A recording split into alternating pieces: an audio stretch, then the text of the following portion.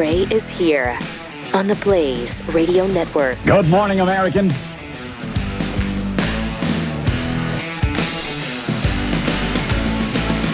It's Friday. It's so great to have you join us. 888-900-3393. Pat Unleashed on Twitter. We have Keith available as well from home, I believe. Yes, sir. Yes, there you are. Uh-huh. Can't see you yet, but I hear you. And okay, now you don't want to see I this. see you on Chris's monitor in there. Or a reflection, I guess, of the one behind me. But all right. The reason, of course, that Keith is at home is because some of us stayed in the hotel, and which is what, a mile and a half, 2 miles from the studio. But Keith did not, so he's doing this from home. Today, it's actually somewhat necessary because we did get the snowpocalypse. What a deluge. I'll bet we have quarter of an inch, huh? Probably. I mean, it's frightening. It's frightening to think that a quarter of an inch hit us in one day. Incredible. Yeah, your side of the metro is mostly ice, right? We had that tractor trailer hanging off right near work there, hanging off the overpass. I saw. But we're up to, we got 5 inches of snow out. No, you got 5? Did you really? Wow. It was weird, though. Wow. We got 3 inches. Then it started to melt because it turned to rain. Then it turned back to snow, and we got a couple more. So, no, it's definitely a white blanket out here for sure. Okay. Now, the trick is to trying to figure out, Pat, how to get home because some roads are closed. Are they? Yes, sir. I'm looking at the map. They've just shut down roads? Some of the roads, yes, sir. 114's not closed, is it? Some of it is. Oh, good. Perfect. That's great. That's great. So we got to figure out a way to get home. That's a little bit of a concern. Are we supposed to get more today as well? No, according to my weather forecast, that's it. Okay. Well, can I just say, I just checked the radar, ironically enough, and it's not much, but I mean, there's a big snowy blob off to the west that's going to drop down here. You can't see it here. But and by the way, the Southeast, God bless the people in the mountains of North Carolina. About 8 inches of ice and snow just now arriving there, and it is bad in the Southeast. Y'all be safe out there. Yeah, here we are talking about, and not necessarily complaining. I mean, it happens every once in a while here. And when it does, because the city's not used to it, we don't have the infrastructure for it, it really shuts everything down. I mean, businesses closed, schools are closed. But where they're having actual real problems, those problems have been exacerbated because they've had tragedy after tragedy in places like North Carolina. So please keep them in your prayers. And if you can donate, please do. Mercury1.org, still taking your donations for the disasters in the Southeast and for this new one in Southern California. Yeah, and last night, I believe Mercury One and JP did an amazing thing where they actually extended a lot of people's stay in hotels for the extra 3 weeks in North Carolina. Well, good. So that's necessary. That definitely should be helping. It's very necessary because Matthew Von Swoll, as he continues to report, you've got 3,000 families getting kicked out of hotels by FEMA just as this ice and snow is arriving. I mean, it's absolute madness there. Madness. It's incredible. It doesn't make any sense. And fortunately, we are 10 days away from a changing of the guard. So Donald Trump, just 10 days away. Can't happen soon enough, frankly. You know, he's the one who warned, we played this for you yesterday. He warned about the Los Angeles situation 4 months ago. It's like, look, their policies are so bad that they're going to be in trouble with the next big fire that hits. And sure enough, here it is. Here we are. Tens of thousands, I think hundreds of thousands now, have fled their homes. And Pacific Palisades has seen about 20,000 acres burn completely. Fire crews are actively working to stop the progress of the flames. But it's pretty tough to do when you don't have water. And that's one of their problems. And most of that problem is because of the policies that they've employed for decades now. The Pacific Palisades fire is only 6% contained right now. 6%. Something like 10,000 structures. That includes a lot of homes, but 10,000 structures have been destroyed, completely destroyed, and now there are 10 confirmed deaths. That sadly that will probably rise, but it's really, really so horrific, and so much of it preventable, or at least it wouldn't have been this bad if they would have just listened to the fact that, look, we all want to save the planet. Okay, we want your environment to be nice. We believe that the Earth should be taken care of. We should be good stewards over this planet. But, how about humans first? Let alone America first? How about humans first? Let's not worry right now about the Delta smelt. Let's let that water get to the reservoirs instead of directing it out to the ocean. Let's clear out some of the brush, the overgrowth of the forests in the area. Common sense does not apply to policymakers in the state of California or Southern California. And you talked about the Palisades fire being, what you said, 20,000 acres burned. Just for perspective, Manhattan Island is 14,604 acres. Jeez. So, yeah, it's, and by the way, they arrested a guy yesterday. Neighbors hogtied him, basically. Oh, yeah, I saw that. Arrived. Yeah. He had the propane tank and the flamethrower. Yeah. Mm-hmm. It's trying to start fires. To start a fire, yes. And then I saw a video going around of two young people, I guess in their 20s, that were tossing gasoline canisters out. I mean, this is sick and demented. I mean, you get caught with that, and you should be charged with attempted murder because you are trying to kill people. You're trying to destroy their lives. You're trying to kill them.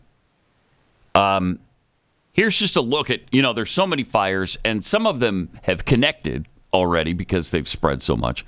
But the Woodley fire has been 100% contained. The Palisades fire, as I mentioned, 6% contained. 6%. Hearst, 37% contained. The Eaton fire, which is what you see a lot on television, everybody's focused on that right now. It is a whopping 0% contained. They've contained the Tyler fire, Olivos, and the Lydia fire, 75%. Sunset, 100% contained. And the Kenneth fire in Ventura, California, 35% contained. So if you're anywhere near those areas, or you live there, just know that it's still a massive problem and still spreading. And it's crippling the area. And of Pat, course. we have a picture from the Hearst fire. One of my friends sent me that. Look at that. They're evacuating. But jeez. It looks like a movie. Yeah, it does. Yeah. Looks like the post-apocalyptic things that we see all the time. Just really tragic. 331,000 people have been evacuated. Well, they're at least under an evacuation advisory. So it's going to be up to them, I guess, whether or not they leave. But we've seen some people stay until we showed you a video. Was that on overtime or was it during the regular show? It was in the regular show, that one that Elon posted, yeah. The two guys that were in their house. That was overtime. Oh, overtime. That was overtime. Yeah. And they filmed being surrounded by the fire. Apparently they got out just in the nick of time, but they filmed that right up to the last minute. I don't know why you would do that. I mean, it's kind of cool to get hits and clicks, but that's not worth it. Wake up, people, and just be smarter than that. Because, yeah, it's spectacular, but it's a little dangerous. Perhaps not good for your health and well-being. And there's a lot of talk now about Los Angeles cutting their firefighting budget. What did they spend that money on instead? That's the good thing. I think this is really going to strengthen people's resolve about the Democrat Party and continue to vote for these people. So the city of L.A. cut funding for its fire department. That was $17.5 million. And they diverted a lot of those funds to things like the Midnight Stroll Transgender Cafe and a gay men's chorus. So that's important. That's important. You lost your home, but we have a gay men's chorus now in the area. Okay? So All right. put that in your pipe and smoke it. Oh, not these guys. I don't believe it's this particular chorus, but here's an example of what some of your dollars could be going to. Jeez. Yeah, 1.3 billion budgeted in the LA city budget for homelessness, and 817 billion for the fire department. Wow. Yep. So Mayor Bass, the newly elected mayor of Los Angeles, it's been what? Has it been a year? Something like that.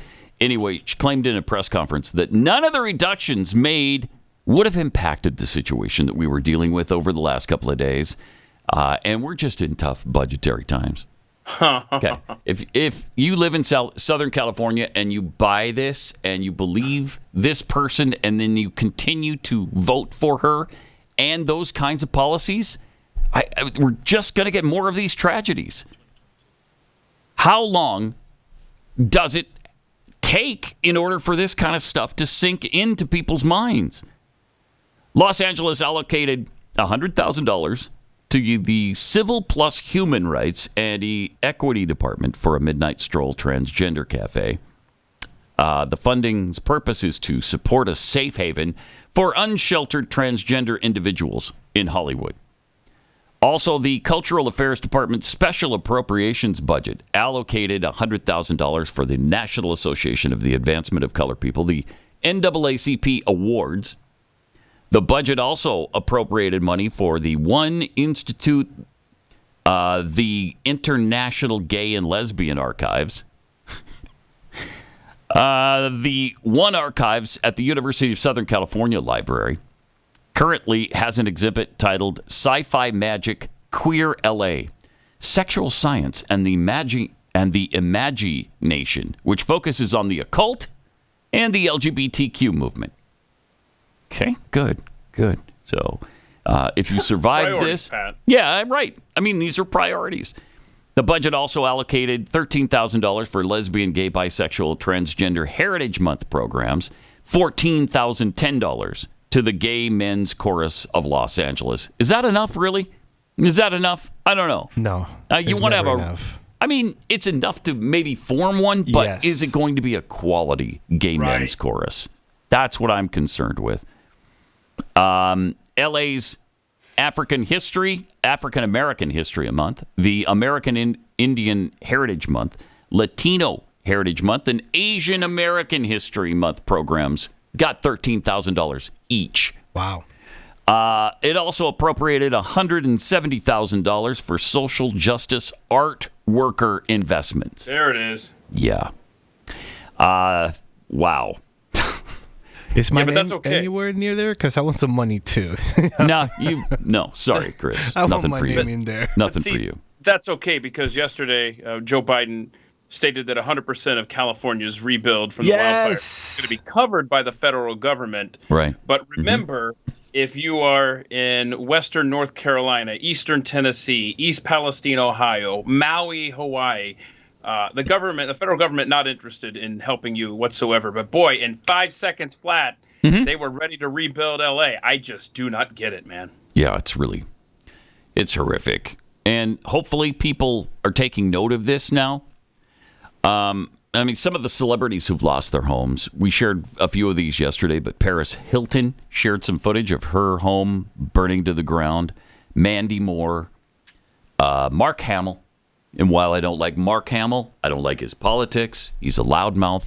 Don't wish this on anybody. His house burned to the ground.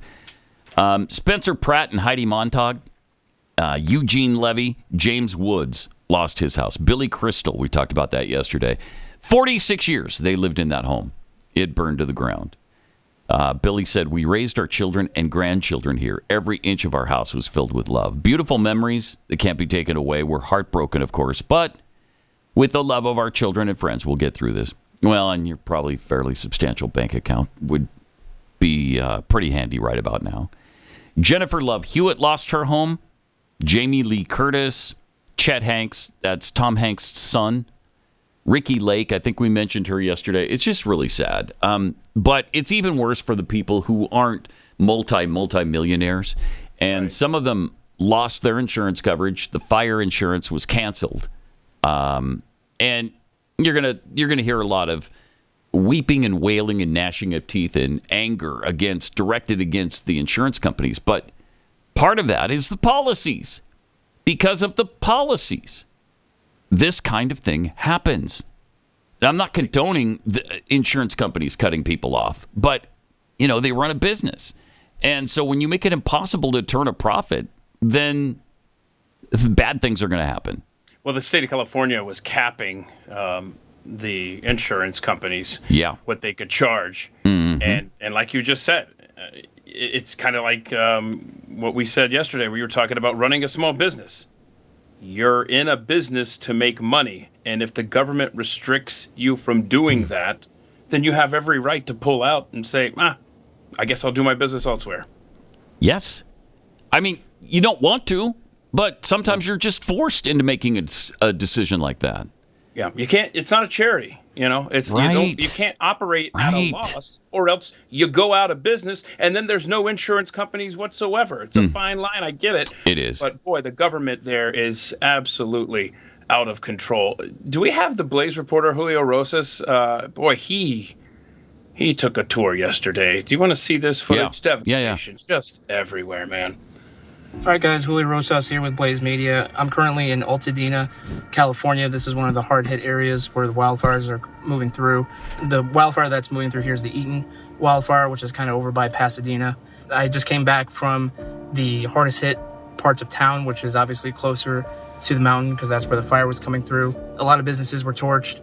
A lot of homes that were near the main street were also hit pretty hard, and it came through this morning. And so the residents who were able to evacuate this morning safely, they came back to see what the damage was, and unfortunately a lot of people came back to just rubble, where their homes are just completely gone. I ran into quite a few of the residents here, and obviously they're very emotional, they're very distressed. A lot of people have grown up here their whole lives, they spent a lot of time here, and so to see just their homes, their cars that they left behind, just completely wiped out. They're very, very distressed and emotional. This is only day 2 of this wildfire crisis, and as you'll see in the videos that I captured, it's quite extensive. And unfortunately, because the firefighters here are in pretty much the All Valley County, because they're so stretched thin and they're running out of water, they're basically having to play whack-a-mole. Because sometimes buildings are still smoldering, gas lines are still active, so you'll see where the gas line is, you just see a constant flame in the middle of the house. And so because of the wind, while it has died down quite significantly from yesterday, the wind does kind of reignite some of the buildings. And so basically the firefighters are having to go from building to building, whether it's a house or a business, to try to put it out, again, with the little water that they have. So the damage is quite extensive, and the work is going to be far from over for quite some time. That is just so disturbing, so tragic. Wow. Yeah. He talked about how they're stretched thin. John Cardillo reminded us yesterday on Twitter that the L.A. Fire Department lost they removed 113 firefighters who refused to get vaccinated a few years back. Oh, jeez. So, oh, my gosh. I wonder if they could use those 113 firefighters today. Oh, man. Yeah. Is this going to change Democrats' minds? Is this going to change the Hollywood elite and their perspective on progressive policies? Maybe in some cases. Is anybody familiar with actress Sarah Foster? I don't really know her. Might recognize her if I saw a picture of her, but she wrote yesterday, "Our fire hydrants were empty. Our vegetation was overgrown, brush not cleared. Our reservoirs were emptied by our governor because tribal leaders wanted to save fish. Our fire department budget was cut by our mayor, but thank God, drug addicts are getting their drug kits." I mean, brilliant point there. And so I don't know if she's a conservative anyway, or if she's a Hollywood actress that has seen the light, but several big names have come out and talked about the fact that this is not climate change like everybody on the left is trying to blame it on. including Bernie Sanders, who tweeted some climate change nonsense yesterday. Oh, geez. Actress Sarah Michelle Gellar. Anybody know her political lean? She right, left, down the middle? Anyway, she criticized the Democratic leadership for failing to direct the tens of thousands of Southern California residents trying to flee as the fires burned uncontained. She said, City of L.A., you want everyone to evacuate, yet you have complete gridlock and not one traffic cop on the roads helping. So then you've got James Woods. We all know he is conservative. He lost his home in the Palisades fire. He vented that the wildfires weren't caused by climate change, but liberal idiots like Gavin Newsom and Karen Bass. And I think the attitude of Karen Bass, because she was exposed, she was at the airport in London, I believe, on our way back from Africa, where she was enjoying the inauguration of the new president of Ghana. And she was confronted and asked multiple times about, hey, what do you think about you being out of town while your town is burning to the ground and the policies that you have that have made it so difficult to fight these fires? And she wouldn't say a word. And I think that's compelling to people.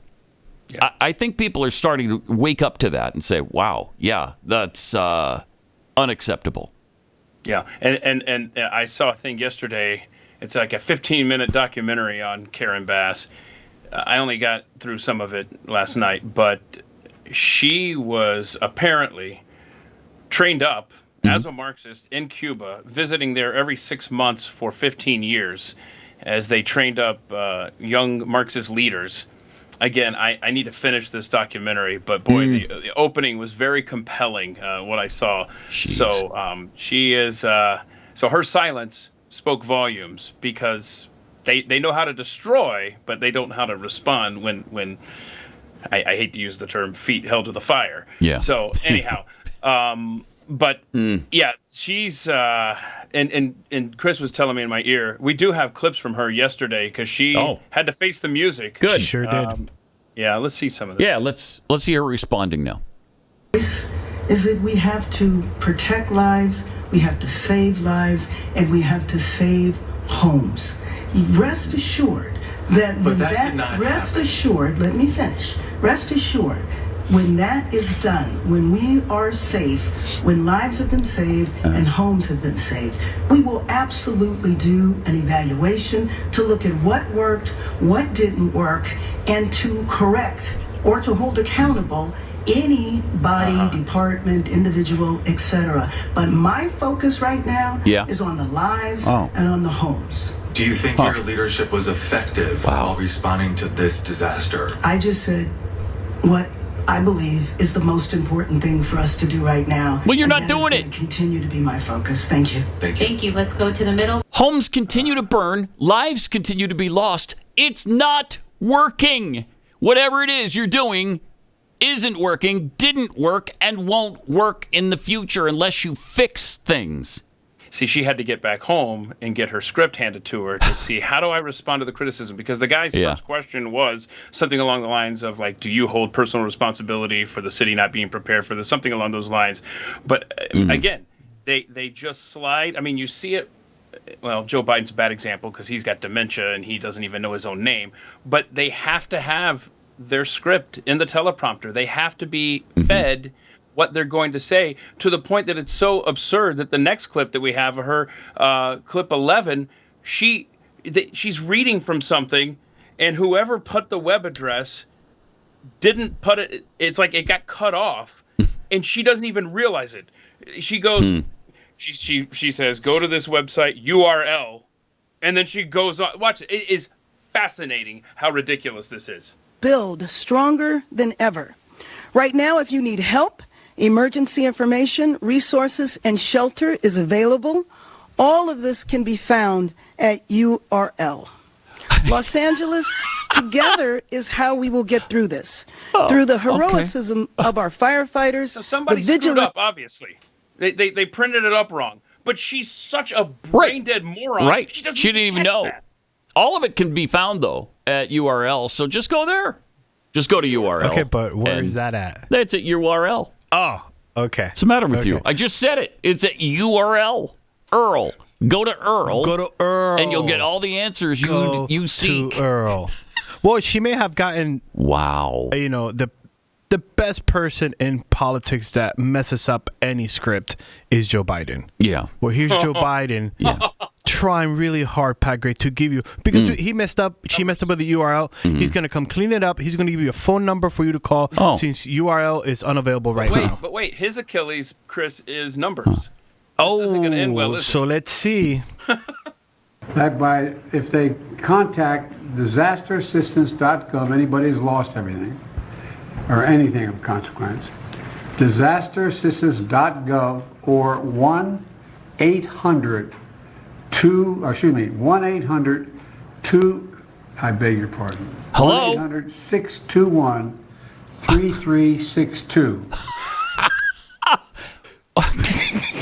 He's exhausting, man. It just leaves you speechless. What more can be said about where we are right now? URL and 1-800-2. And 182. No, excuse me. 1-800-2. No. Dang it, no, excuse me.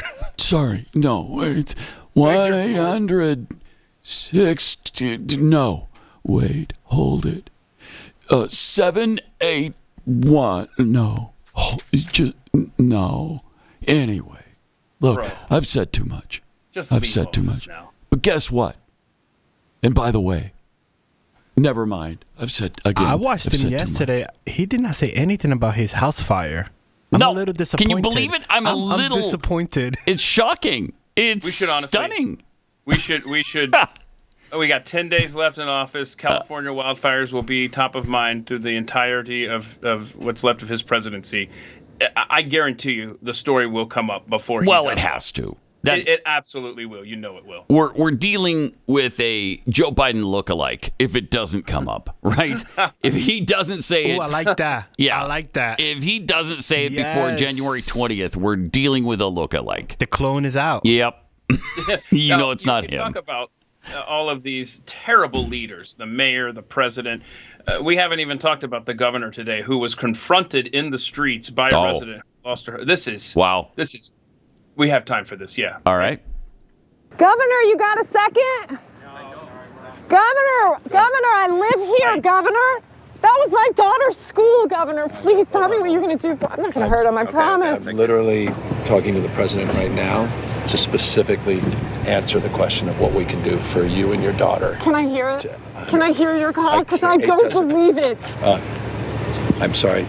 There's literally, I've tried 5 times while I'm walking around to make the call. Why is the president not taking So he wasn't literally talking to him right now. So I have to get cell service. So let's get it. Let's get it. I want to be here when you call the president. I appreciate it. I'm doing that right now.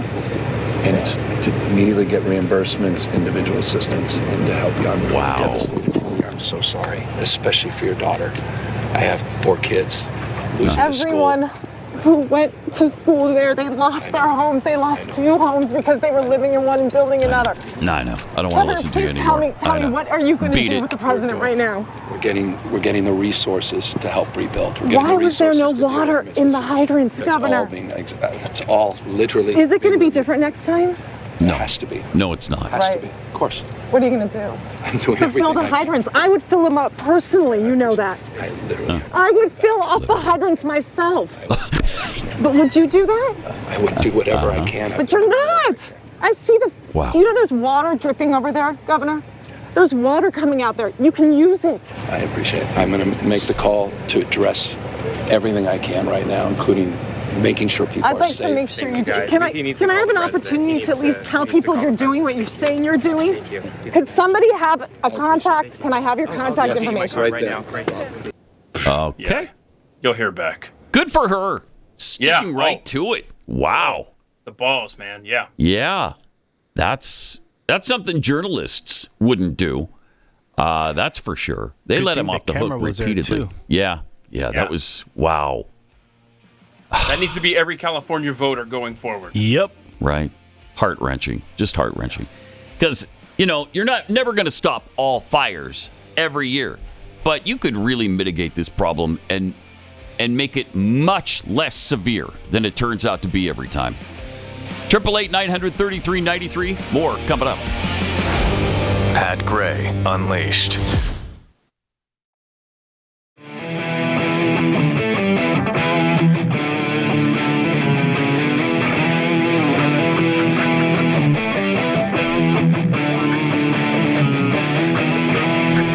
Well, on the when will they learn front, apparently not yet. Not yet. Who is what's the name of the engineer that was speaking out? The city engineer. What's her title exactly? Janisse Quiñones. She's the chief, she's the waterworks. Dang it. So part of her job really is to probably make sure that the hydrants have water. Yes, she's the chief engineer for LA's Department of Water and Power. Chief engineer. And she makes a paltry $700,000 a year. Oh, okay, that's a city job. She has a city gig, and she's making more than not just the mayor of Los Angeles, but $300,000 a year more than the president of the United States. She makes $750,000. Oh, $750,000. You okay. better give her those. Didn't mean to 50,000. shortchange her. Please. $750,000 a year, and here's what she has learned so far. Now, she made this statement in December, right? So it was a few weeks ago, maybe a month ago. But here's what she's focused on. We are making significant investments in infrastructure and programs to ensure our city continues to weather the impacts of climate change and maintain access to critical life services of water and power. How'd that work out there, Puddin'? We're here to show the world how Los Angeles is a model of innovation and sustainability in the United States and the world. Again, until people in California, and I mean, this is a nationwide and worldwide problem, but until they start realizing that climate change is not the problem that we need to be dealing with right now, forget about climate change. Okay, just have reasonable, logical, common sense policies that will mitigate climate change. You're not going to change the climate. How about you change your policy? How about you allow water to be diverted and wind up in reservoirs? How about you clear out all the leaves and the overgrown bushes and all the forestation that's causing such a problem because it's just now it's become kindling for the next massive fire. And we've seen this year after year. But they just continue to hide behind climate change. And that makes all of their incompetence perfectly fine. Don't worry about it.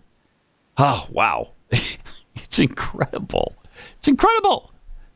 But maybe after this one, maybe enough people will be pissed off that they lost. Geez, I'm hearing estimates of up to $150 billion worth of property damage already. $150 billion. Do you remember back when Tropical Storm Allison hit Houston? And the damage turned out to be, I don't remember the specific, I think it was around $2 billion. I mean, yes, there's been a little inflation since, but can you imagine something that's 75 times as large and was preventable? And you've had these kinds of losses, plus the loss of 10 lives already. I don't know. What does it take? What does it take? Oh, wait, hold on. No, Allison caused $9 billion in damage. $9 billion. Okay. Oh my gosh. $9 billion. Yeah, look at that aerial footage. Look at that. That is just surreal, man. It's an entire city wiped out. Yes. Yeah.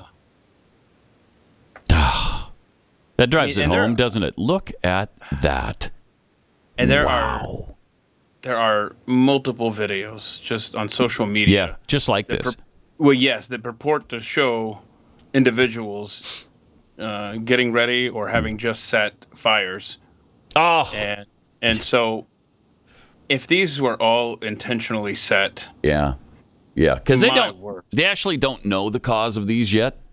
Mm-hmm. So it will be interesting to find out if this was arson related. Jeez. It's hard to fathom, as a reasonable human being, why anybody would want to do that. That's incomprehensible. Well, didn't we talk yesterday about the fire chief, or I guess 2 days ago, Well, the assistant fire chief's pretty awesome too. Have you seen this video that the department made about how, I guess, women can be good firefighters and so on and so forth? Clip 12. Okay. You want to see somebody that responds to your house, your emergency, whether it's a medical call or a fire call, that looks like you. It gives that person a little bit more ease, knowing that somebody might understand their situation better. Is she strong enough to do this? Or you couldn't carry my husband out of a fire, which my response is, he got himself in the wrong place if I have to carry him out of a fire. Gosh. Only 5% of working firefighters are women, so they're working to You want to change see that somebody in that LA. looks like you when You they do. show up. Because a lot of times, if they don't look like you, people just turn them away. Say, no, I'm uncomfortable with you. Why don't just drive on. Okay? Get back in your fire truck and move along. Nothing to see here. Well, except for the fire, but you don't look like me, so I don't want you to deal with it. So just, you're on the first floor, and you're looking down there, and you're like, hang on a second. Who's that holding that little net for me? That's not a white dude, yo. No, sorry, can't do No, it. that's a black woman. Can't do it. Oh, no, honey. I No. swear. You can't be fighting the fire at my house because you don't look like me. That's one of the dumbest things I have ever seen. Wow. Plus, how many women did that woman look like? Not many. Can women relate to that on a female scale? I don't think so. No. And by the way, I don't want someone looking like me to save me from a fire because I can't save myself from a fire. Yeah. So I don't want. Yeah. No, I don't. No. No. I mean, I don't care. You could be purple. I don't care. Just put out the fire, would you please? I think that's what most people are kind of focused on. Yeah, my house is burning right now. I don't really care about your ethnicity. Let's not get into that right now. Maybe we'll talk about it after you put the fire out. Then I'll ask you about your background, your educational level, your turn-ons and turn-offs. What's your favorite color? What do you like for dessert? We'll deal with all that after. I don't know. It's hard to believe.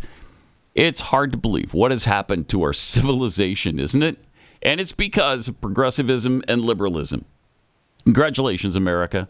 This is what it's wrought. I mean, seriously, 20 years ago, could you have imagined that this is what we'd be dealing with? Wow, did this ever happen fast? Jeez.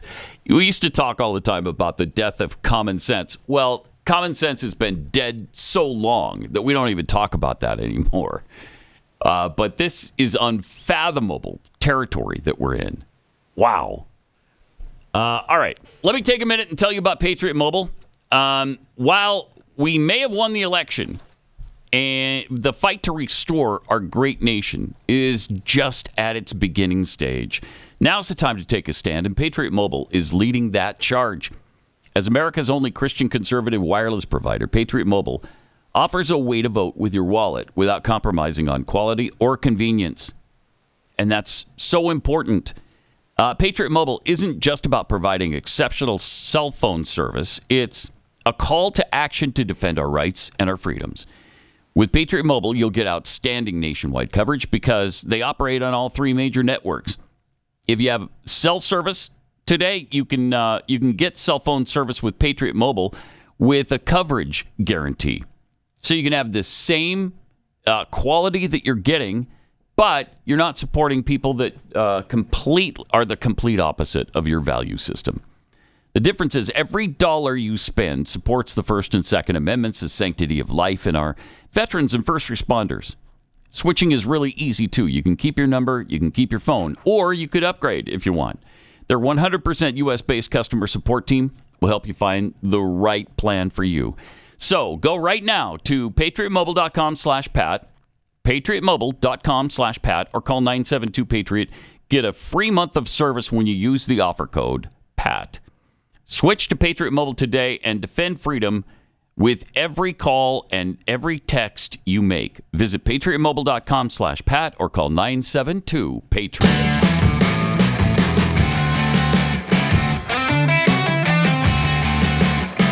Pat Gray Unleashed now continues.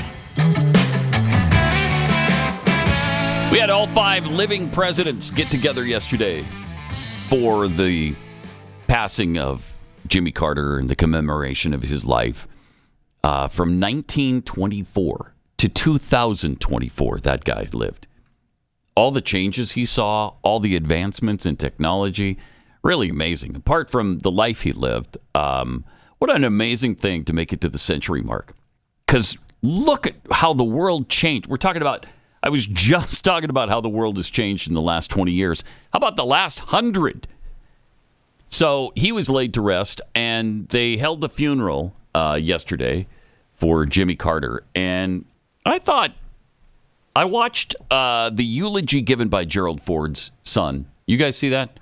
No, I thought he gave a great eulogy. All of it came from his dad. I don't know when Gerald Ford wrote all of this, but he was talking about his friendship and his respect for Jimmy Carter. And it was really nice. It was. I need to go back and watch that because I've heard a lot of good things about what Gerald Ford had to say. It was great. I was out of the room for that, but I was in the room for Jason Carter's tribute. We have just a couple of minutes from that. I thought this was so good from start to finish from Jason Carter's and grandson. That's his grandson, right? Yeah. Is he the one we hear from all the time? I think we get the I updates forget. on. I forget. Yeah. Okay. Here he is. Yes, they spent 4 years in the governor's mansion and 4 years at the White House, but the other 92 years they spent at home in Plains, Georgia. And one of the best ways to demonstrate that they were regular folks is to take them by that home. First of all, it looks like they might have built it themselves. Second of all, my grandfather was likely to show up at the door in some 70s short shorts and Crocs. And then you'd walk in the house and it was like thousands of other grandparents' house all across the South. Fishing trophies on the walls. The refrigerator, of course, was papered with pictures of grandchildren and then great-grandchildren. Their main phone, of course, had a cord and was stuck to the wall in the kitchen, like a museum piece. And demonstrating their Depression-era roots, they had a little rack next to the sink where they would hang Ziploc bags to dry. Frugal. It's frugal. And demonstrating that they changed with the times. Eventually, he did get a cell phone, and one time he called me sort of early on in that process. And on my phone, it said, "Papa Mobile." So I answered it, of course. I said, "Hey, Papa." He said, "Who's this?" I said, "This is Jason." He said, "What are you doing?" I said, "I'm not doing anything. You called me." He said, "I didn't call you. I'm taking a picture." What a great story. Nuclear engineer, right? I mean, really good stuff. Really that's good funny. Stuff. That's awesome. Everything he said about the Carter's kitchen was my Nana and Papa's kitchen. Yeah, we can all relate to that stuff for sure. Refrigerator, the sink area. Oh my gosh, it was the South, man. Yep. And while Jimmy Carter was a terrible president, I've never doubted that he was a good and decent man. Yes. Unlike others, I won't name Joe Biden. I've always believed that he loved America. Unlike others, I won't name, like Joe Biden. There's a big difference between Jimmy Carter and his bad presidency and Joe Biden and his bad presidency. Yep. Huge difference. Where you just sense that, I don't know, it's a completely different thing going on there. And that's why he's been relegated probably out of the top 5 worst presidents of all time. Because at number 1 there, if you're only going to do 4, the Mount Rushmore is definitely Joe Biden, Barack Obama, Lyndon Baines Johnson, and Woodrow Wilson. Okay, so he doesn't even make the monument. I don't want to hear it from anybody who says Jimmy Carter was the worst president. No, not by a long shot. And we didn't even delve into the 1800s. There were several bad presidents during that century. But Jimmy Carter went on, and most of what people remember about him happened after his presidency. The Habitat for Humanity stuff. I mean, he was always certifying elections for nasty dictators. That was one thing I didn't really appreciate about him. But he wanted to try to help third world nations. And so he globetrotted the planet trying to do that. And apparently he got the respect of an awful lot of people on both sides of the aisle along the way. So Jimmy Carter, gone at 100. Now, he was in hospice for, gosh, it seems like a decade. But literally it was the last at least 2 years, right? I don't know. His grandson that just gave that eulogy was continually giving updates on his situation, and every time you think, oh, okay, it must be about time, and he just kept hanging in there. Pretty amazing. Yeah. He definitely wanted to place that vote for Kamala Harris, and so he apparently did that. Or somebody did it for him. I'm not sure how that exactly went down. But it was a big day, and a lot of people are making a big deal out of the interaction between Donald Trump and Barack Obama. Kamala Harris seemed to avoid both of those presidents, and she seemed to be avoided by Jill Biden, whose animosity toward her is so evident. Oh, yeah. If you watch all the presidents get seated and the first ladies, it was like a high school lunchroom. Like, I'm not looking at him. I'm not going to talk to him. Interesting. It was, the dynamics were insane. It's fascinating, though. Fascinating. 100. Because of where we have been and where we're headed and where this thing could have gone with these people who hate each other's guts. We'll play that. Is there narration on the portion where they're being seated? Okay, so we'll have to talk over that. But we'll get to that in a minute. We don't have time for it here. But coming up right after the break, we'll show you the presidents being seated. And you can see the stage being set there. It's really interesting. Interesting human nature things happening.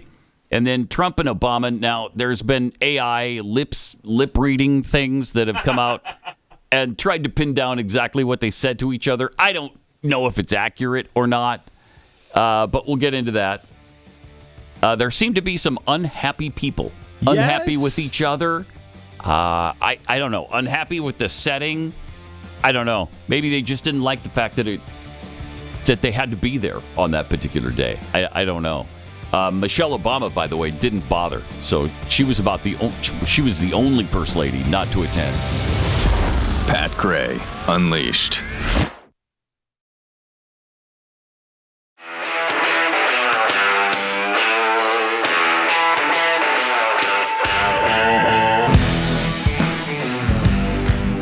Pat Gray is here on the Blaze Radio Network. Good morning, American.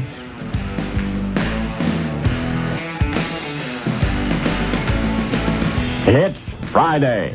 We mentioned before the break the incredible dynamic at that funeral yesterday. All 5 living presidents were there, of course, along with their first ladies, except for Michelle Obama, who couldn't be bothered. Oh, she had a scheduling conflict. You know what the conflict was? She's on an extended vacation in Hawaii. Well, okay, that can't be interrupted, can it? Somehow Barack found a way to leave his extended vacation, but she didn't. She couldn't. I mean, I didn't miss her being there, but it's just interesting because she's supposed to be so wonderful. Right? Everything she does is phenomenal. And look at those arms. You ever seen a better pair of arms in your life? Never. No one ever has. No one. But here are the presidents of the United States being seated for the Carter funeral. And President Trump and Melania show up, shake hands with Al Gore and Mike Pence. Okay. Now, I would like to point out that Gore led the way on showing respect there. Yeah, he stood up, shook his hand. Yeah. And then Trump had to offer his hand to Pence. Now, Yep. We'll get into Karen Pence in another clip, but I don't know if you caught it there. She wants nothing to do. Oh yeah, she didn't even look at him. No. Nope. Yeah. The so-called Christian. This is infuriating.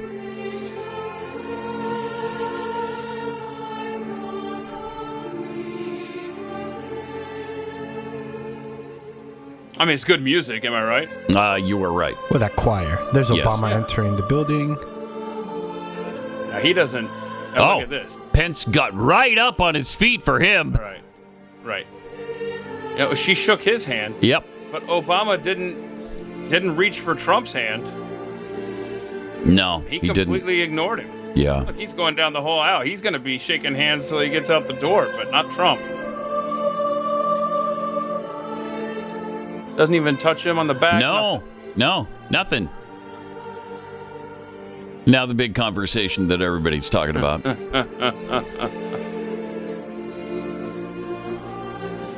But he never did shake Trump's hand, right? No.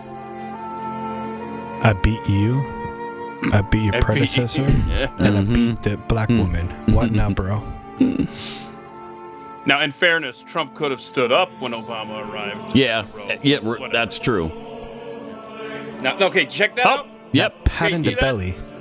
Yeah, W hits Obama like, hey, buddy, what's up? Ignores Trump. Uh-huh. Get out of here. That's But because again- W plays the game. Yes, he does.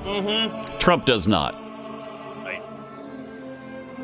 And right there, you saw Karen not only shake Bush's hands, she stood up. Yeah. Like, come on, lady. Yeah. This is interesting to watch. Yes. Trump and Obama still talking. Yeah. Wow. Because he still reminded him, I beat you. I beat your predecessor. I beat everybody.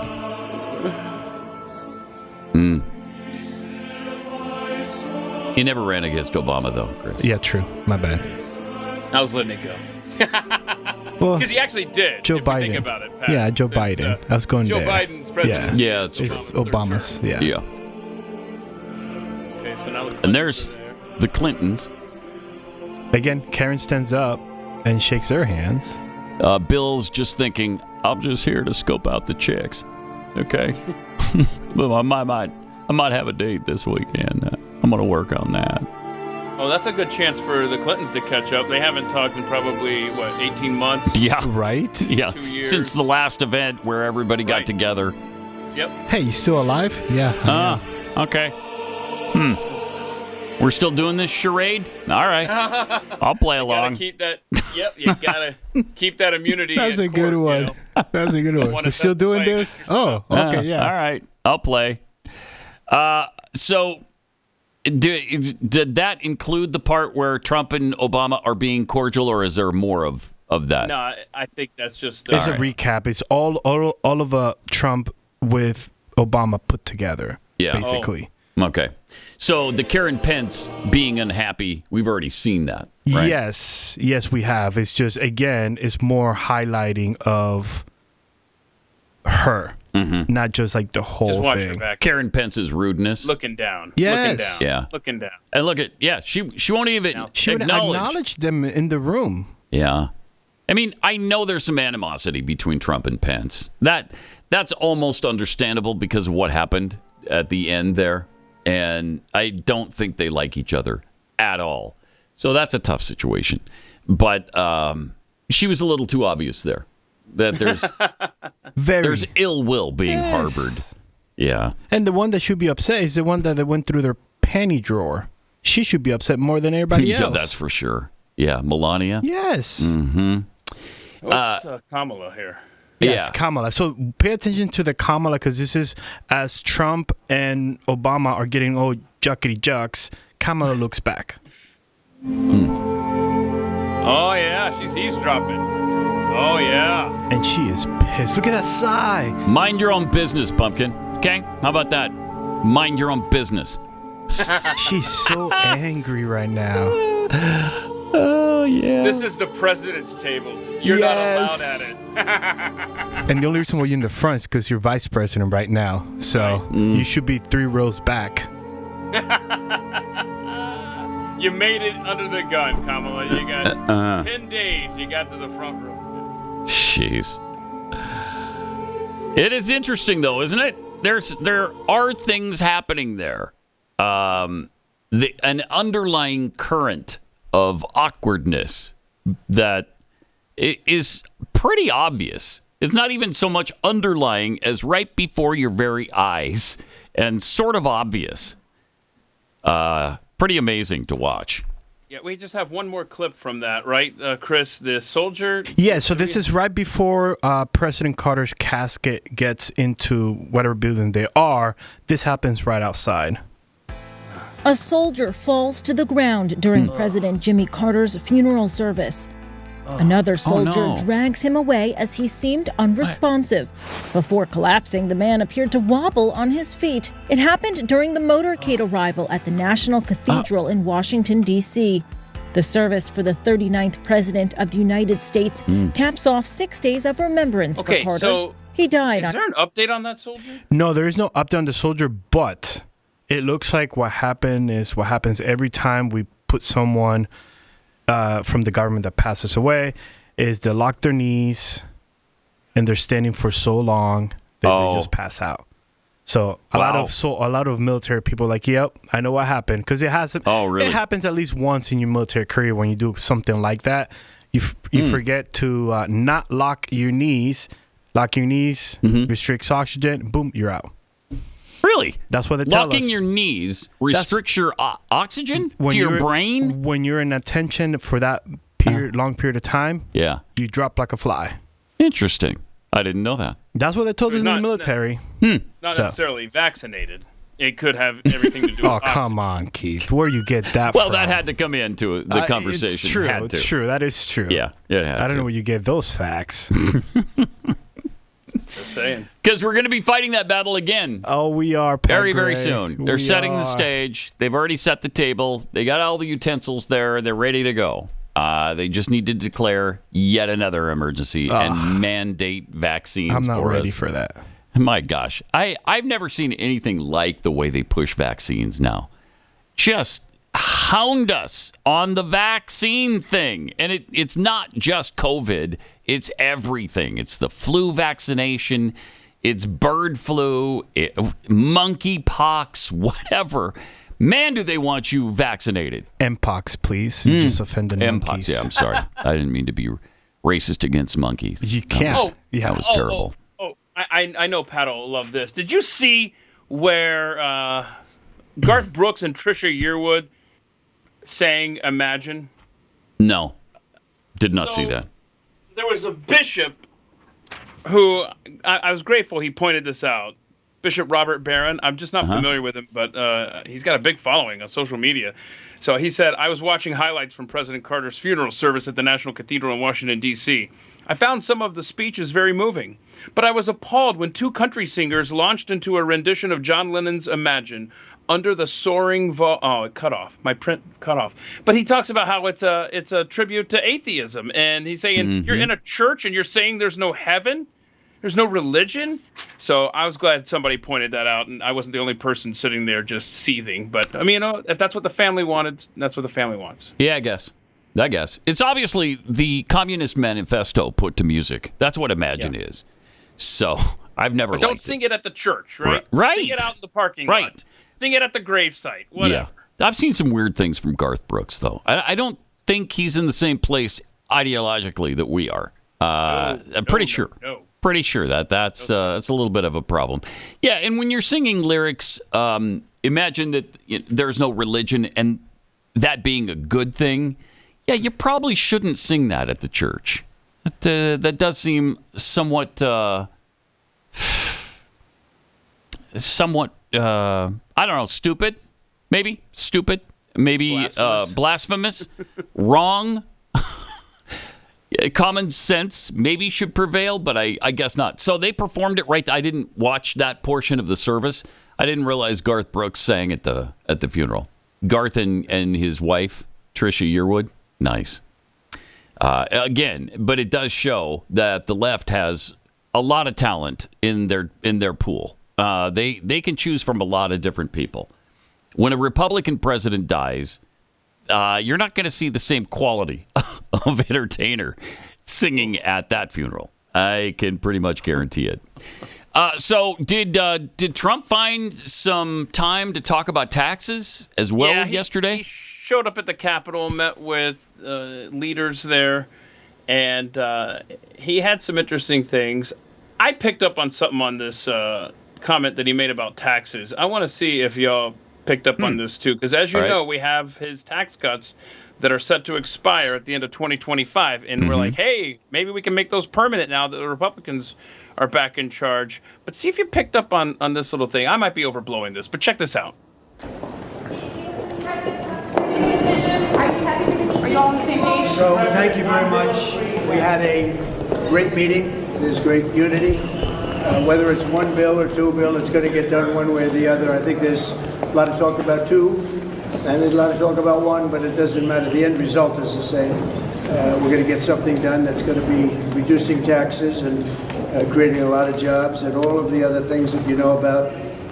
But this was a really unified meeting, and I want to thank John and everybody for it was a great turnout. Okay. He said we're going to be talking about reducing taxes. He didn't say make my tax cuts permanent. So I'm thinking, yes, please. Yeah. Let's not just hold steady. Right. And we talk about this all the time. We're Overton windowed at every turn. So let's, for a change, play offense as conservatives and say we want a bigger tax cut. And then maybe the worst case scenario is that our taxes at least hold steady and the tax cuts stay in place. If we were to take a page out of the Democrat playbook, we'd be calling for 100% tax reduction. Yep, that's remove exactly taxes completely, and then you wind up at, a 5% reduction. Okay, but that's what they should be doing.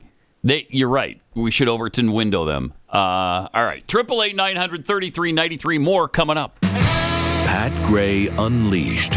Sarcasm with 0 calories. Returns next.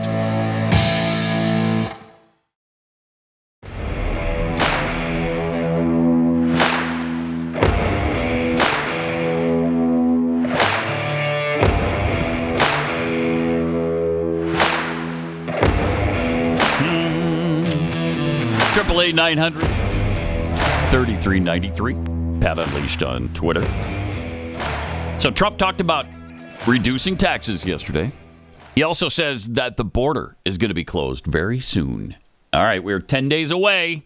And on day one, I know we're expecting a lot. I don't know how many different executive orders he can sign on the first day, but they're talking about like 100 at least on day one.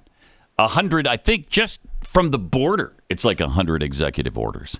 So he's going to have writer's cramp by the end of the day. Anyway, here he was on closing the border very soon. What does day one going to look like for the Trump administration? Number one, we're closing the border. It's going to be closed very strongly. It's going to be closed. And we're going to have to take people out that are criminals. We have people from jails from all over the world and from mental institutions. And as you know, they're going to have to be removed. And it's one of the reasons I won the election in a landslide. The people of this country don't want murderers walking down their farms or their streets or their cities. True. As you know, we had thousands of people that murdered other people that were in jail that were released into our country. Many of those people murdered more than one person, many of them, about 42% supposedly. We want them out of our country, and we're going to get a country back again, and we're going to be really governed by common sense. These are the principles of common sense. We're not going to be governed by stupid people. We're going to common sense. We're going to be respected all over the world again very soon. So he's so good with words. So good, right? So you remember we had the John Fetterman clip a couple of days ago, and he was talking about getting more co-sponsors or just getting votes just to move forward with the Lake and Riley Act. And it overwhelmingly passed yesterday with only 9 votes against moving it along. Wow. Just so you know, if these are your senators, you've got some work to do. I cannot believe they voted against this.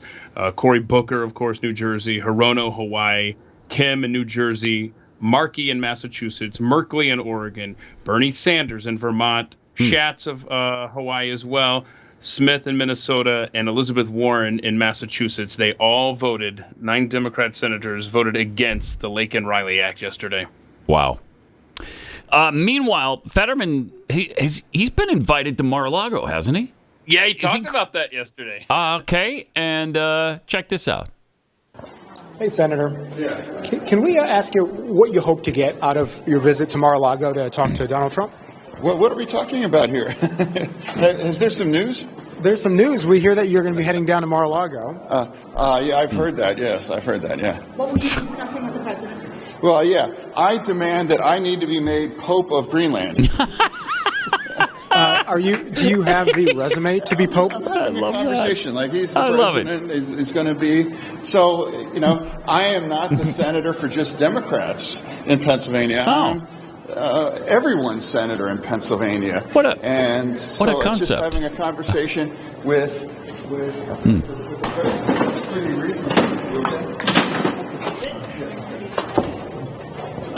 can we? I'm going to vote on the Laken bill, and I was a co-sponsor of that. So, the vote for final passage for that? Yeah. I mean, hello. Okay, there you go. So, did Trump already appoint him Pope of Greenland? I'm in.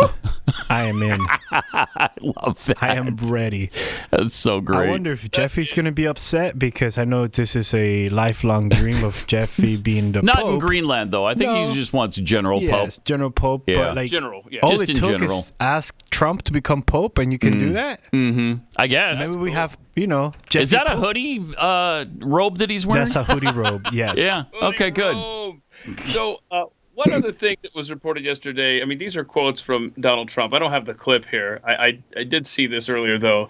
I think this was from yesterday, but it was a different setting than that. But he said, talking about the drones, he said, I hope it's not an enemy, but we're going to find out.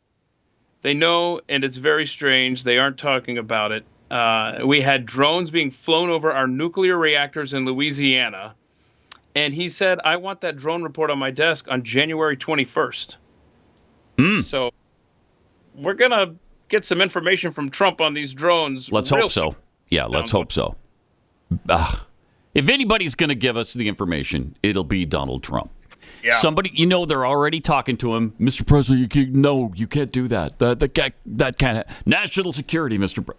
He's going to be bombarded with that. Absolutely deluged with people telling him not to, and that's what happened last time. So I hope he sticks to his guns this time and lets us know these things because we deserve to know. We're capable of handling it. We're adults here. We'll plug the ears of our children so you just tell American adults, okay? Let us know. Wow. Then we also have Harry Enton. Talking this is about that guy on CNN. Okay, Harry Enton on Biden's 2024 claim. Is this the claim that he would have won? Is that what he's talking about here? Yeah. Here he is. Joe Biden, in his exit interview with USA Today, claims that he could have beaten Donald Trump had he stayed in the race. So this begs the question, could Biden have won the 2024 election had he stayed in the race? No. Truthfully, I categorize his statement as flat out bonkers. Why do I say his statement is flat out bonkers, that he could have won the 2024 election had he stayed in the race? Why? Just take a look here. The road to 270 electoral votes, Trump versus Biden, based upon polling when Biden dropped out of the race. Look at those Great Lake battleground states. You know the ones I'm talking about, Wisconsin, Michigan, Pennsylvania. Donald Trump ahead in all three. How about here in the Southeast, North Carolina, Georgia? Again, Trump leads. How about here in the Southwest, Nevada, Arizona? Again, Trump leads. But it's not just that Trump was ahead. He was ahead by a lot in these key battleground states. Again, when Biden dropped out of the race, let's take a look at the polls in the Great Lakes. What do we got? 3, 4, 5-point leads in Wisconsin, Michigan, Pennsylvania for Trump. A lot of red on this side of the screen as well. Georgia, North Carolina, Nevada, and Arizona. Those key Sunbelt battleground states, 5, 6, 6, and 6-point leads. My goodness gracious. Of course, this is just 1 point in time. I know that's what Joe Biden would like to argue. So let's look at the entire 2024 campaign. Days Biden led Trump in 2024 when Biden was still in the race. Get this, 0, nada, no days was Biden ahead of Donald Trump. Now, of course, we look at 1 point in time. We'll look at when Biden was still in the race. What would have happened if Biden had stayed in the race? Is there any record of candidate as unpopular as Joe Biden winning? Look, Biden's net approval rating on Election Day, minus 19 points. Look at this. 0 of 6 incumbents reelected with a negative net approval rating. The bottom line is this. Joe Biden was behind. He had always been behind, and he most likely would have stayed behind, and that's why I categorize his statement that he could have won the 2024 election as flat out bonkers. I give you my word as a Biden. Wow, that's on CNN, keep in mind. That happened on CNN. Jeez. Unless that was a special video he made. Well, that's the thing. That looks like one of those that you do as a digital release. I wonder if that's what that was. Do you know if that appeared on CNN, Keith? I don't see the CNN logo. Exactly. Yeah, that's what I was looking for, too. He might have just cut that special. I think that's a digital release. Because I don't think he dresses like that on the air. No, he does not. Especially with the mic placement that he has. I think that's a digital release, which is fine. Yeah, but it's still CNN. But I love the fact that he challenged him on it because the mainstream media never does that. They're just like, oh, yeah, he would have won. Okay. Yes. All right. I love this guy. Yeah, he's good. He's good. It's actually he's pretty common good. Sense. Yeah. And I think he believes the polls, so when you tell him things that don't make sense, he's going to point that out to you. Like Stu does all the time. Yes, exactly. And it's interesting because as he is saying this, we see that the guy can't even stay awake at major events. He fell asleep again yesterday at the funeral. Oh, I missed that. I mean, dead asleep to the point where Jill had to nudge him and wake him up. Wake up, old man. She was so pissed about that. Oh, my gosh. I'm sure she was seething. And it would have been great if he would have been dead asleep as he needed to go up and deliver his eulogy.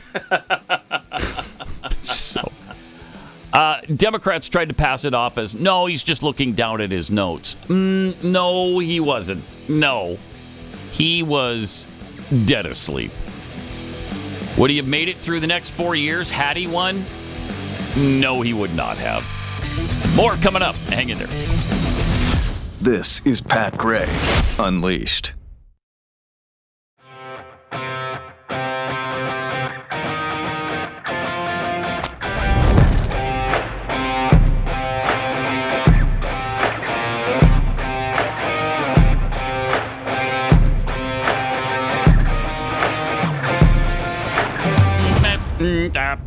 Welcome. 888-900-3393. Pat Unleashed on Twitter. We just featured the clip from Harry Enton from CNN talking about the polls and the poll numbers. And the reason he was talking about poll numbers with Joe Biden is because Biden claims he would have won the election. Keith, you have some facts on Harry Enton? Yeah, during the break, I was like, I'm going to look up and see if, because I just love the way he presents his stuff. He's got so much energy, and I thought, I'm going to ruin this for myself and look him up and see that he's, a liberal and blah, blah, blah. But he doesn't tip his hand one way or the other, regardless of what you think about CNN. But anyway, I was looking up this information. You want to talk about Dork Central. I love this fact. He graduated magna cum laude and Phi Beta Kappa from Dartmouth College in 2011. Oh. Enton chose to attend Dartmouth at least partially due to New Hampshire's status as the first in the nation primary state. That is hysterical on why you would choose a certain college. And then also another fun fact, he's the nephew of Neil Sedaka. Oh. How wild is that? Neil Sedaka's nephew. Seems too young for that.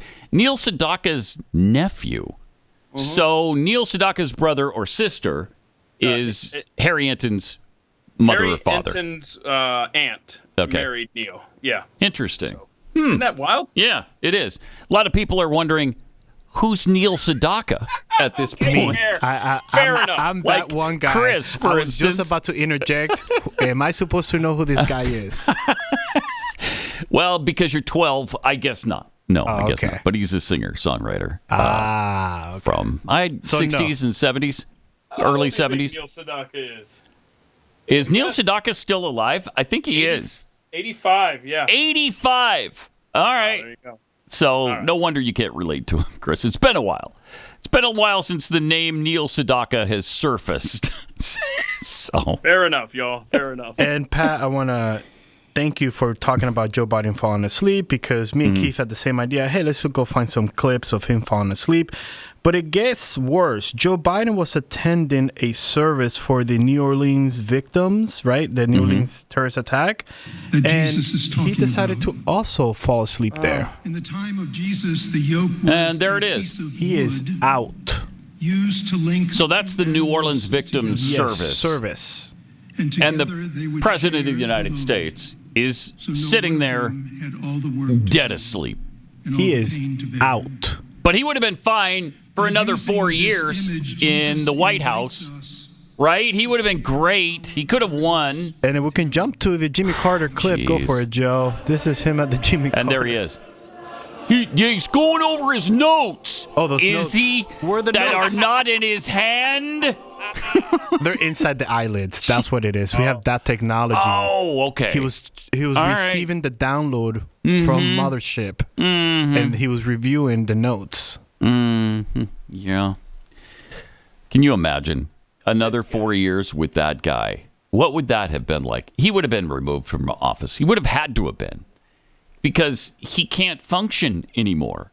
Certainly not as president of the United States. He's fine as an 83-year-old man, 82, whatever he is. He's fine. I don't have any problem with Joe Biden existing on the planet. You just can't occupy the White House in your current state. Is that too much to ask? I don't think so. Let me run this scenario by you, Pat. I'd love to get your thoughts on this. So, if you're Kamala Harris and you're sitting there and you're like, well, got my head handed to me, I lost to Donald Trump. In hindsight, should she have been a team player, stuck it out, and rolled the dice that Joe Biden could have won? In other words, do you think her chances of becoming president under that scenario are more likely? In other words, would Biden have had a better chance to be? I'm not saying he would have won, but do you think it would have been closer with Trump than Kamala because she proved how hideous she was in just the 3 months that she was the candidate? What do you think? You don't think it would have been closer? No. I think Trump would have won by more against Joe Biden if he'd stayed in the election. I think Trump wins by more because we've got a lot of things to point to, and the momentum was all on the side of this guy can't function anymore. He's just, he's not a functioning president, and we all know it. And so I think that would have intensified as the race went on. Yeah, and I think he would have been pummeled. Yeah, I think you're right. I think it would have been a wider margin. Yeah. It would have been interesting to see how many states Biden would have won. Not very many. Well, California, obviously. New York, obviously. Massachusetts, probably. Maryland, perhaps. But it might be it. Oregon, Washington. We probably got Oregon and Washington. All the states that we offered to Canada yesterday when they said they wanted them. Okay, twist my... All right, yes, you can have California, Oregon, and Washington. Go ahead. But it's... We'll throw in Puerto Rico, too, right? And Puerto Rico. Who's going to miss that? I don't know anybody from Puerto Rico. Right? Okay. Chris, you know anybody who would be upset with that? No, I don't know. Okay. No. All right, good. All right. So there you go. Even the Territorian wouldn't be upset by that. I don't know if they want California at this point. It's pretty flammable, and I don't know if they're ready to deal with it in Canada. Think the flame was even. I think the poop was what turned people off. Oh, okay. Yeah. Well, there's a lot of things that can turn you off to California now. The homelessness, tent cities, the poop in the streets, the fires that rage, the zombie earthquakes, drugs, people just like it's a lot. Yeah, it's a lot. Do you know that there are U.S. Jewish groups right now that have condemned anti-Israel activists? This is so great. For blaming the Los Angeles wildfire crisis on Israel. Wait, what?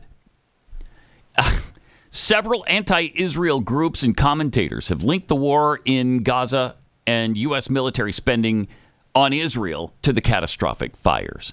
Code Pink, for instance.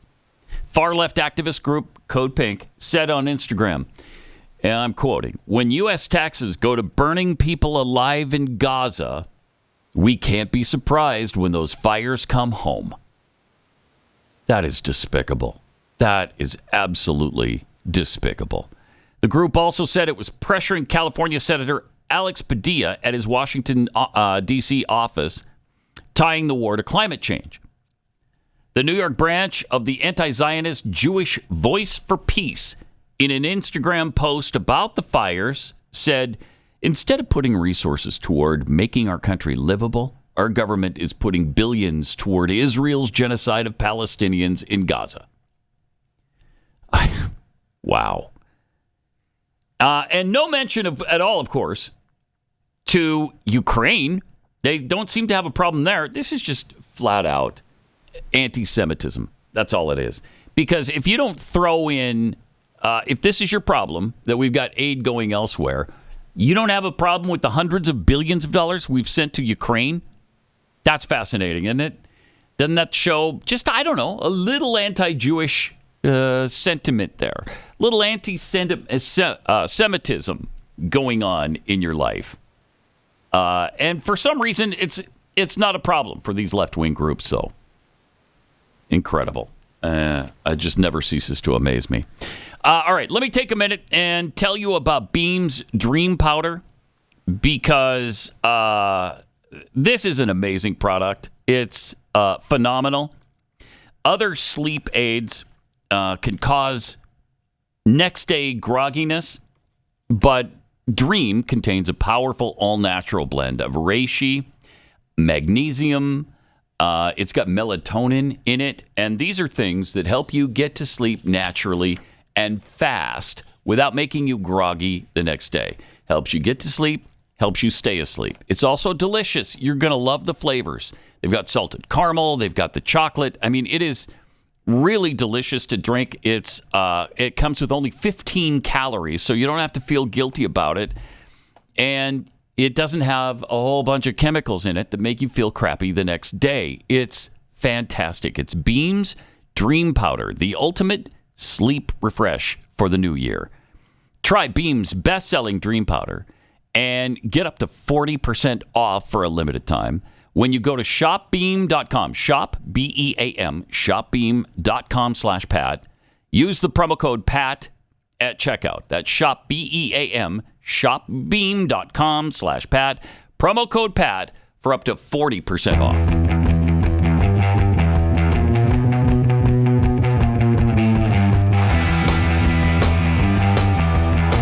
Pat Gray is unleashed. Yeah. Here's a weird combination. Crumbl cookies is teaming up with Dove. So you did look it up. I did look it up. You did look it up, yes. Does seem to be the case.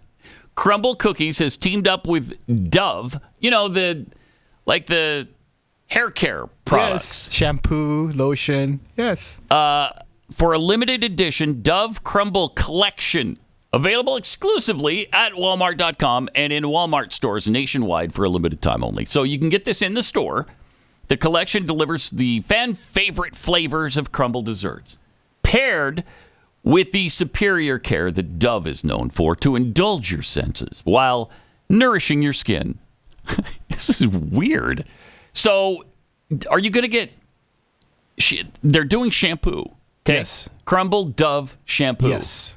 Is it going to smell like cookies? Is that what I don't know, but I feel like this is an overtime episode. Keith, are you volunteering yourself to wash your head with Dove Crumbl? Because I feel like we need to do this. Oh, yeah, you need to buy this. And we need to try it out. We're going to buy all this. We're going to do a spa day for overtime. Okay. Right, I like it. I like it. Hang on. Yes. I might take you up on this offer. However, it will have to... It'll have to be on a day when Jeffy's not here, because the last thing I need him to do is start eating my hair. Fair. No, that's fair. That's fair. That is fair. Yeah, that is fair. So a non-Jeffy day. Yeah, I'll buy everything that Dove partnered with Crumbl. Yeah, look at here's what they offer. Weird. Body wash. Okay. Body scrub. Deodorant. So you're gonna have cookie smelling deodorant. Yeah. Liquid hand wash. All those will be available in things like confetti cake with notes of warm sugar cookie, topped with pink buttercream frosting. This is just weird. Lemon glaze with notes of lemon sugar cookie. Yummy. Topped with buttery glaze. And strawberry crumb cake with notes of a rich strawberry cookie. Isn't that wonderful? Oh, I'm going to order all that. And we're going to have a spot. Please do. Please do. Hold on. I thought this was going to be... I just figured this out. This is very ironic. Mm-hmm. I thought this was just going to be the silliest partnership, but this is actually genius. Because now you're going to walk around all day thinking about, why do I want a cookie so bad? I'm smelling it everywhere. It's in my my nasal senses. And I'm just like, what? Why do I want a cookie all the time now? Because let me tell you what happened to me just yesterday. Okay. Carrie got me this bourbon-flavored body wash, scented body wash and soap. I walked around all day yesterday thinking, man, I could really go for a bourbon right about now. How weird is that you just had this happen? Exactly. And so this is what's going to happen with the cookie stuff, man. Yeah. So is this a partnership? Are you looking for a body soap company to partner with you for Keksi? Because I would not mind. I had the Almond Joy cookie last night for my dessert. Oh, you did? I did. Okay, and did you like it? That's brand new, by the way, the Almond Joy cookie at Keksi. You won't find that at Crumbl. It's at Keksi. It's at Keksi. Yes, that's at Keksi. Keksi.com. And it doesn't taste like shampoo, right? It does not taste like shampoo. Okay, it literally tastes like I'm eating an Almond Joy. So but it's good. 5 times bigger than an Almond Joy, and it's more delicious than an Almond Joy. Yes. Well done, Jackie. That was... seriously, this is no joke. My new favorite cookie is the Almond Joy cookie. Okay. And it's leaving good. The end of January. Yeah, yes. Damn it. Also, the hot chocolate cookie is back. I mean, we got some delicious cookies right now at Keksi.com. I haven't tried the Oreo one, because you guys put the little Oreo cookies and cream. Mm-hmm. That's my next one. Keith took it when he was here. Bring a box of those, bro. Yeah, those are good, right? Those are really good. And we got this testimonial from one of our bingo winners. Said, I just received my 12-count box of cookies that I won on Pat Gray Bingo. Pat, Keith, Jeffy, and Chris brag about them all the time. There's no describing them except heavenly. They arrived here in Iowa, and not one of them was broken. Oh, good. The cookies are huge and soft. As Keith says, they are a meal by themselves. They're the best cookies I've ever tasted. I plan on getting more during Halloween. So he obviously wrote this before Halloween and the holidays. Congratulations, bingo winner. Thank you for that testimonial. And you can feel the same way about them when you go to Keksi.com, KEKSI.com. By the way, that we don't have any shampoo or body wash products available quite yet.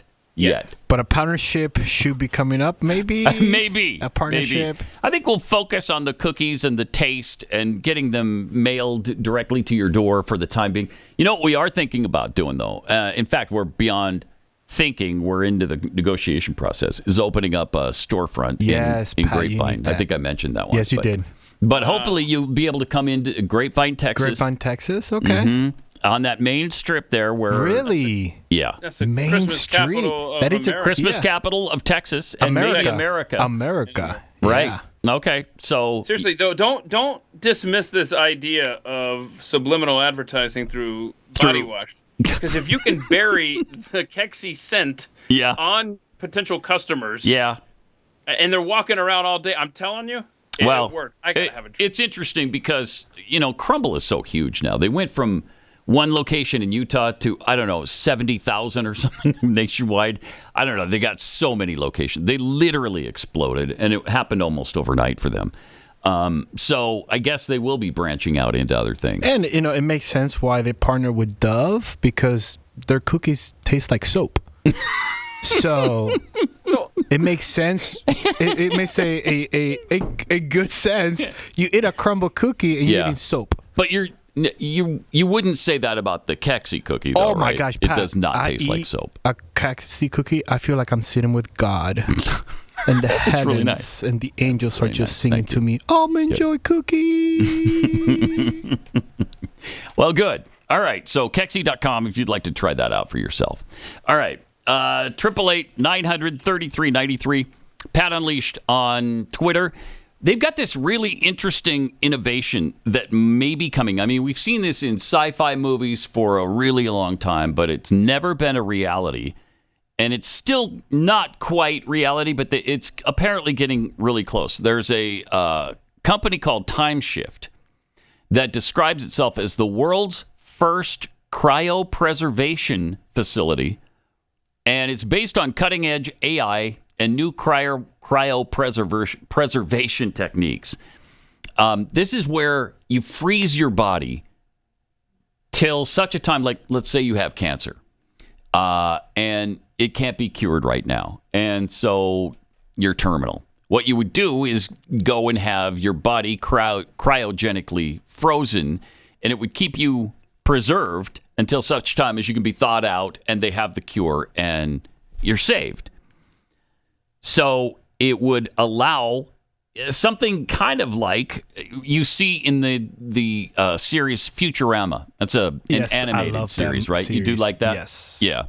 AI could also be utilized to help an avatar of the frozen person's likeness speak with their family and friends while their body is frozen. Yes. Yes. Isn't that amazing? It's so cool. So cool. That we're to that point now where it's almost within reach. The facility's been proposed by Dr. Zavarankov, a generative AI scientist and anti-aging researcher, and Hashem Al-Gaili, a molecular biologist. Hashem said, the project is still in the R&D phase. The primary focus right now is to continue optimizing the cryopreservation process developed by Dr. Alex Zavarankov. Once fully optimized, though, we plan to test it on animal models and proceed from there. Traditional cryopreservation methods are ineffective and lead to cell death. However, the new method is designed to avoid that problem. Well, that's good, because you just freeze yourself and you die anyway. That kind of defeats the whole purpose, doesn't it? After optimizing the process, the next step will involve testing its efficacy and safety. There's no specific time frame, but if everything goes as planned, a functional prototype could be ready within 5 to 8 years. Wow. Not decades away. Not like the year 2100. 5 to 8 years? You could cryogenically preserve a human being to where they're not aging and they're not dying, but they're frozen in this sort of suspended animation, and then you can thaw them out until such time as there is a cure for the disease. That is incredible.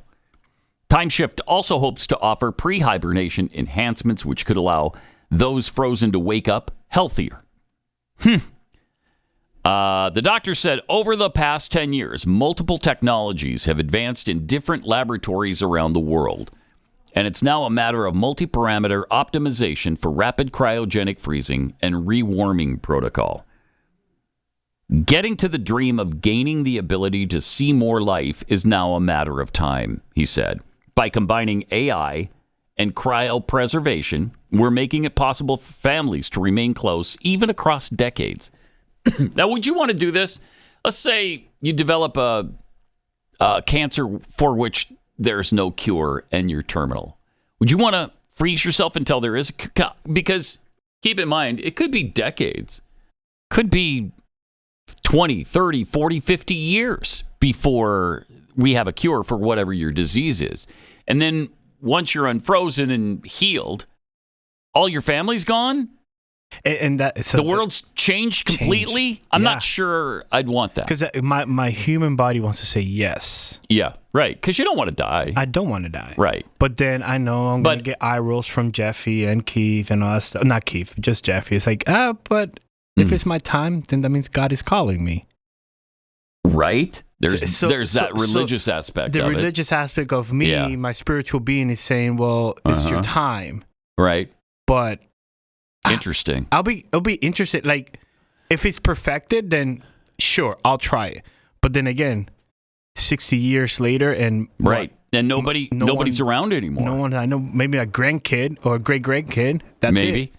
Maybe, but you don't know them. Exactly. And the world will have changed by then so much that you don't even recognize it. Exactly. So yeah, I'm not sure I would want to do it. I mean, certainly your spouse would be gone by then. And that one Most too. of your kids would be gone by then. I mean, if it's 50 years. Yes. If it's 5 years, then absolutely. I can see it. Yes. But you don't. Okay, I see that. Yes. Once you're frozen, you don't know how long it's going to be before they have a cure. Exactly. Can I put that on the, hey, if all my immediate family is dead, just pull my plug. Right. Then just thaw me out. Just thaw me out, or use me for science. Right. I'm willing to. That's not a bad option either. Use me as for like how long does a body decompose in cryo, whatever you want to call that. But if my family's dead, just go ahead and pull the plug. Also, if you are a religious person and you believe in your soul, your spirit, what happens there? Exactly. Are you just trapped forever in a body that's I don't want to be trapped. Suspended like that, frozen? I don't know. That'd be weird, right? So there's a lot of things to consider here. So I don't know.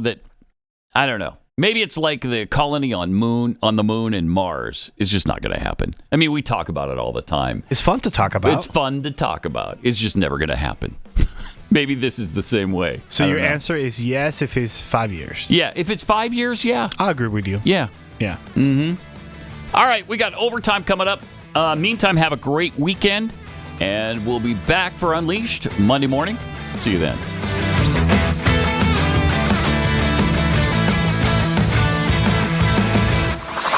This is Pat Gray Unleashed.